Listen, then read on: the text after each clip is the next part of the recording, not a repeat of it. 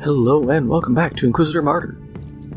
Last time we had to deal with now a Dark Eldar raid on the station, who were after a gem that a magistrate on the station owned that had history with the Dark Eldar. All this just gets weird.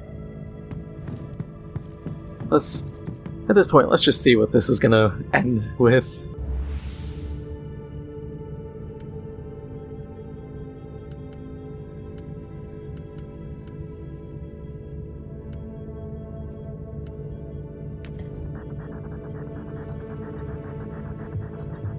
The case is now of serious concern. The power outages on the Void Station have become more frequent, and the whole series of minor troubles have cropped up with no apparent connection between them. Which is even more concerning, the invading Xenos have been carriers of the same parasite that attracted our attention to the situation in the first place. It seems this infection somehow induces irrational behavior in those not affected. An absurd conclusion for sure, but every other conceivable theory has been exhausted. What?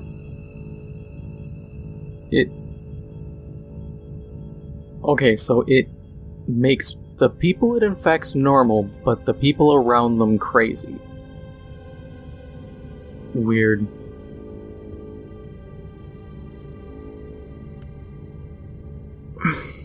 Move the infected to an isolated location far from civilization or expose all infected to the strongest anti-parasitic agent available.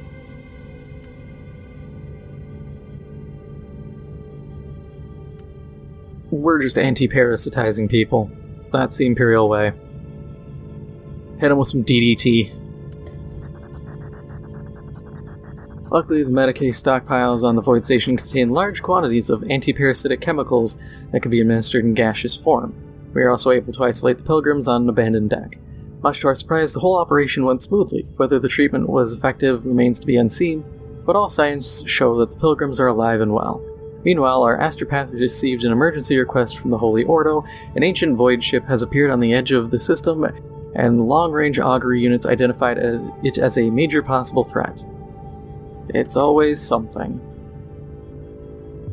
The newly arrived ship is indeed the Obedient. Catalogued as lost to an unspecified moral event, scans confirm that it has been tainted by the unmistakable warp stench of Nurgle. Normally, a summary destruction would be in order, but given some events, we must examine the possibility that this ship is somehow linked to our bizarre case of parasites. Yeah, I'd say that's a very, very possible thing. That was my other guess, short of Alpha Legion would be Nurgle, parasite, guy who spreads turbo Ebola in space. Works out. Electrospectral scanning revealed multiple entry nodes in the demonic network. Locate quadrilator stations to gain access. May the Omnisire guide your hand. Yeah, I picked up last mission I picked up a decent Exodus rifle that's relic tier. I just don't know if I want to use it because it's one of those ones where it's increased damage at targets further than 10 meters. But reduced damage, like 20% reduced at things up close. And a lot of the times, stuff gets close. So, crippling my damage isn't gonna help me. Yeah, it's gonna be good against big, hard targets, but short of that, I'm putting myself at a disadvantage. There's no other way around it. So it becomes a matter of, do I really want to gamble on this, or do I just say forget it? And as it stands, I'm just going to say forget it. I haven't destroyed it yet. But I do have enough to run a Ebony Void Crusade, which is like level 2, even though I have no idea what that actually does. It might just be enemy variation. Like I've said, I've ran like one Void Crusade, and that was back when I think only basic Void Crusades existed.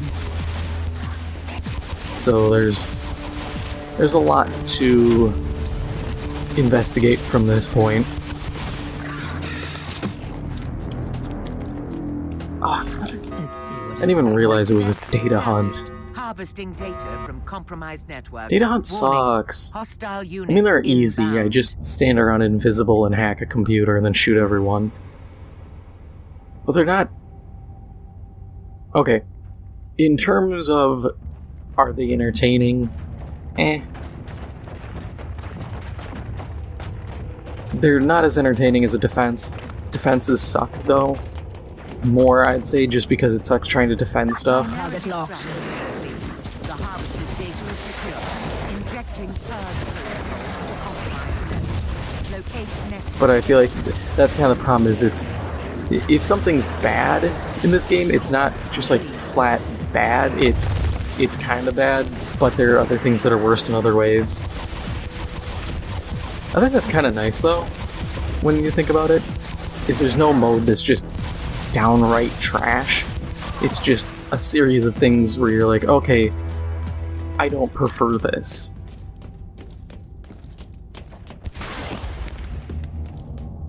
Which honestly is kind of hard to find in games these days. A lot of times if something's bad, it's the worst part. There's no redeeming qualities. I just realized Big Boy over there. The Plague Ogren.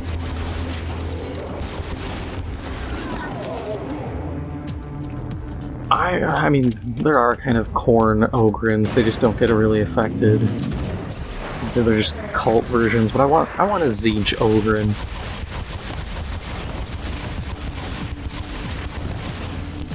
Like, they could be so wild with flame-spewing tentacles, or you could make them like the Hectonteres. I don't know how to properly pronounce it. It's the 100-headed, 100-armed, or 200-armed giants of Greek mythology. I must defeat the summoned creature. You could have one with like 6 heads and 12 arms and just this amalgam. That'd be really cool. So heavily protected. Why was that chest there? I just realized how many of those I've stumbled upon in the last... This mission and the previous 3.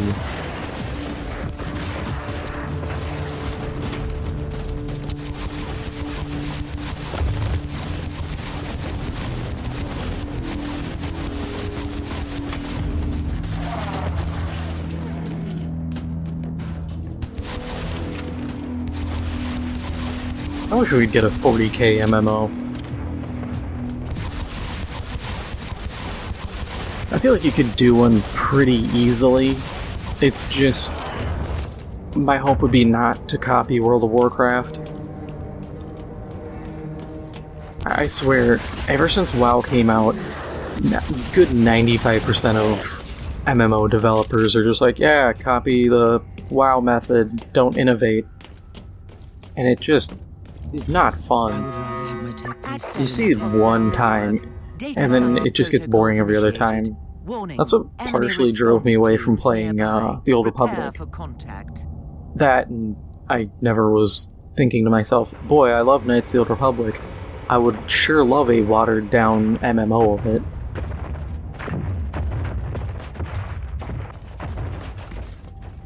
But I feel like if you had the money and the team to do it, you could do a Destiny-style game and make it 40K, and you'd have a pretty good setup. You could take a lot from like this, even some of the bonus stuff from Chaos Bane. I know I didn't go into a lot of it. I finished that series and was just done. I could go back if I really wanted to. It was a fun game.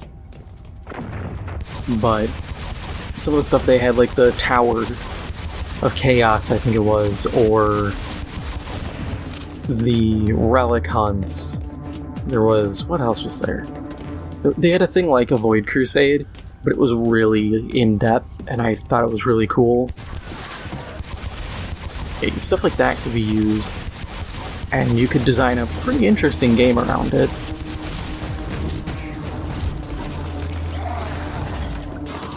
Plus, I just also like ARPGs, and I think a first-person shooter version would work well.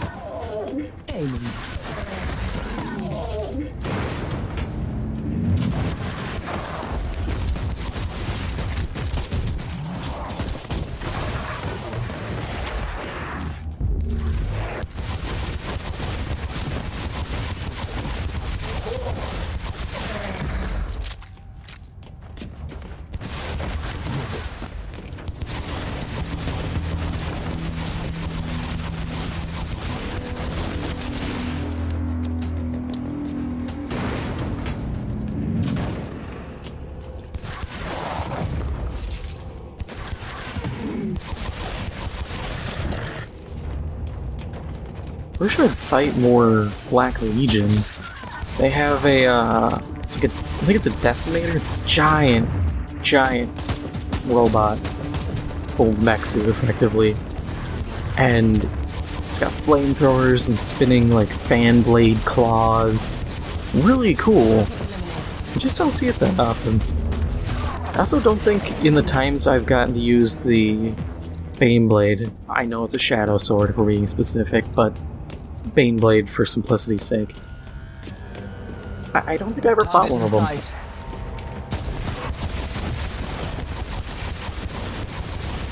feel like there should be more Baneblade sections, just so that stuff like that, or the Toxicrin, or the Demon Host.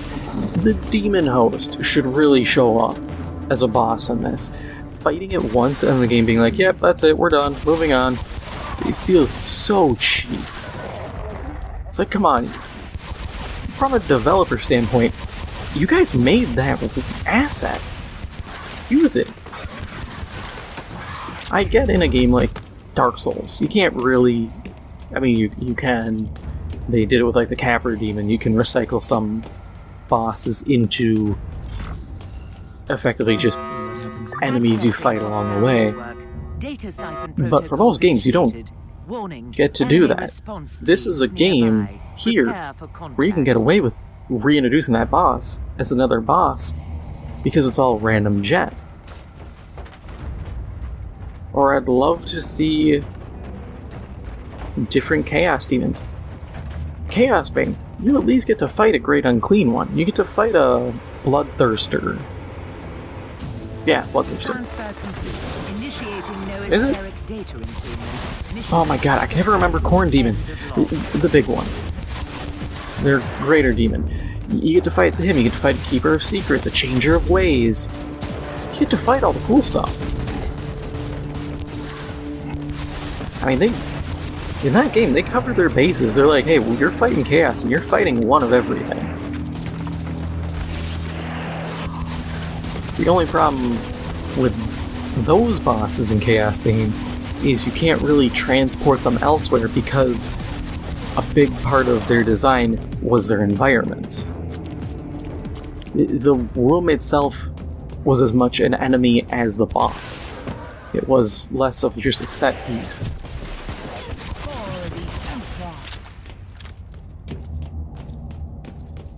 But something could still be tweaked. If devs were to go back and look at it, they could probably tweak it.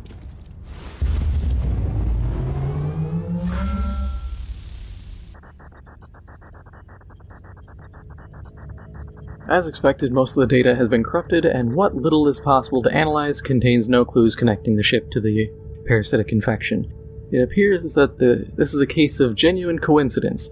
The Obedient is now marked for destruction, and warning beacons have been set in its vicinity.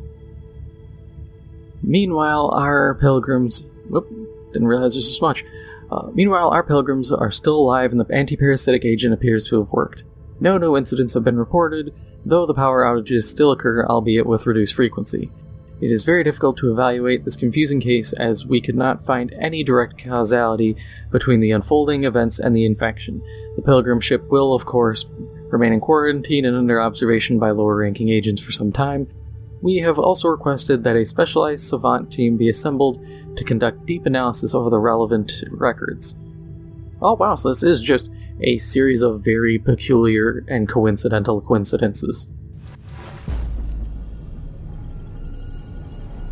Part of me is a little disappointed, but also it's kind of funny that it's just effectively just shit happens.